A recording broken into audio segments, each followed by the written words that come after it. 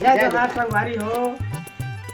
हमार कुंदन सर्वस निर्माता के तरफ से और निर्माता कन्हैया पटनिया के तरफ से एक छत्तीसगढ़ी पिक्चर आवत है तोर माया के चिन्ह देखे ला जाबे। ऐसा कुछ डिटेल बता जाना है।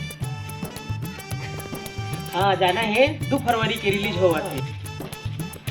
हमार दर्शक में सोचे तो पिक्चर देखकर चल गए। एकर निर्माता हीरो खुद कन्हैया पटनिया जी हवाए, हीरोइन हवाए पायल दास मणिपुरी जी। अच्छा चल हीरोइन देखे जाना है तो चल देबो, कोई बात नहीं। अब जान जाते तो हम नहीं जा सकबो। और एकर गीतकार है शिवमंगल भैया, शिवमंगल विश्वकर्मा जी। और एकर मिलन मलरिया जी है।